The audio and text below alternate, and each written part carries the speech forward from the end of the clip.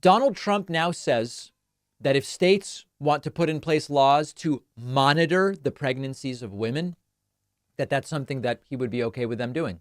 If states want to prosecute women who get abortions, well, his new let the states do whatever the hell they want policy would allow for that. Donald Trump did an interview with Time magazine. Now, I will warn you, it is a written interview. In order to assimilate the information contained therein, one would need to read the interview. And it is extraordinarily disturbing. It's worth reading this entire thing, but some of the lowlights, or some people might call them highlights, I think that they are lowlights, include the following moments. Trump was asked, do you think states should monitor women's pregnancies so they can know if they've gotten an abortion after the ban? And Trump says, I think they might do that. Again, you'll have to speak to the individual states. Trump is saying, if that's something states want to do, it's certainly within the purview and framework that he is comfortable with. Now, let's not go overboard. Trump is not saying, I want states monitoring women's pregnancies. But the fact that he isn't immediately saying, that is an insane authoritarian intrusion on medical privacy and medical freedom, tells us that he is willing to allow states to do whatever the hell they want. It's the as long as you vote for me, have at it, Haas mentality. Really dystopianly dangerous and authoritarian. Trump was then asked, prosecuting women for getting abortions after the ban, are you comfortable with it?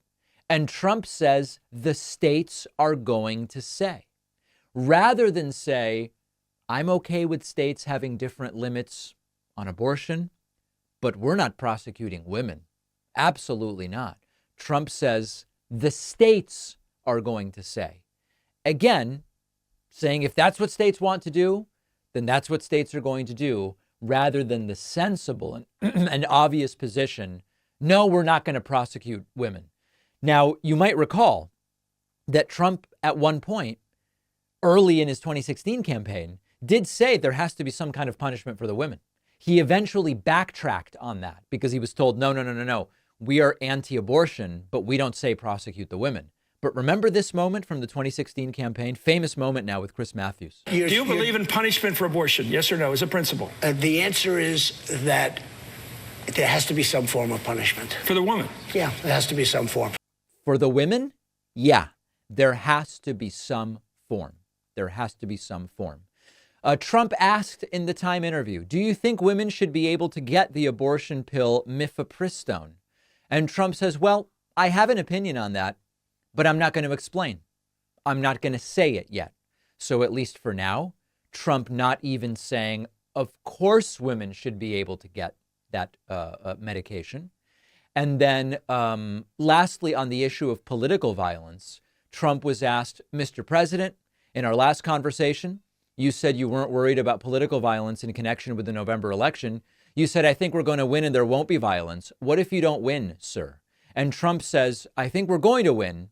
And if we don't win, it depends. It always depends on the fairness of an election.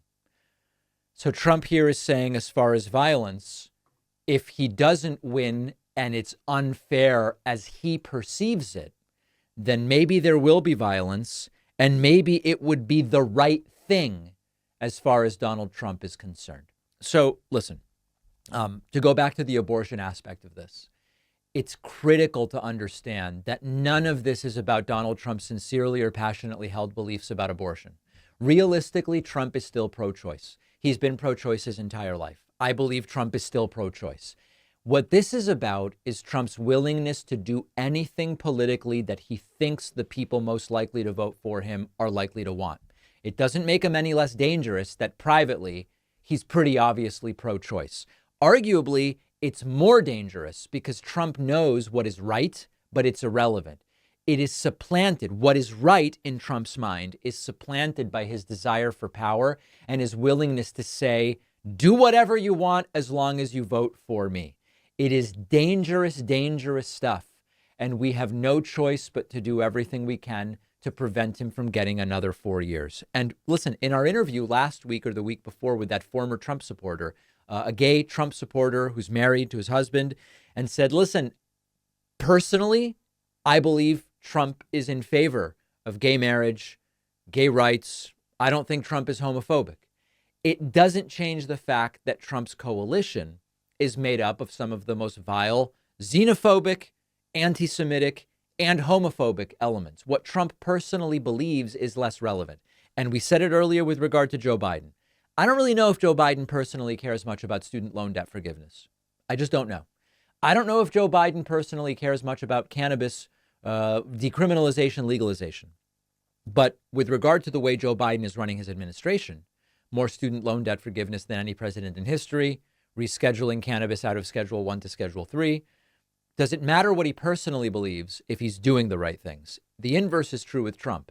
Does it matter if Trump personally has no issue with LGBT Americans or people in general? They don't have to be Americans. If Trump is pro-choice, does it matter if those are Trump's personal beliefs, if he is advancing an agenda that is very much the opposite? And that's where we find ourselves today. So we have to vote based on what they will do publicly, not based on what they might personally believe, because what matters, women who want to have the option to decide with their doctors and loved ones about what's best for them medically, they don't care whether Trump personally is okay with abortion.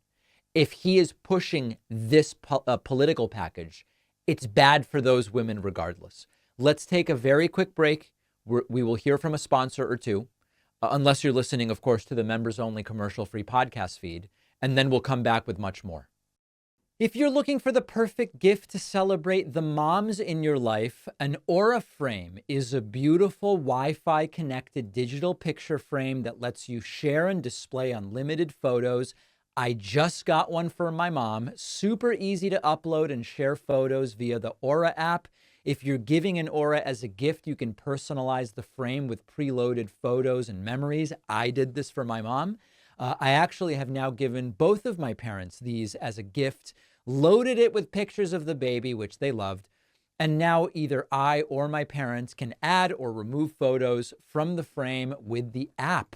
From grandmothers to new moms, aunts, even friends in your life, everybody loves an Aura frame. It is the best digital photo frame according to Wirecutter.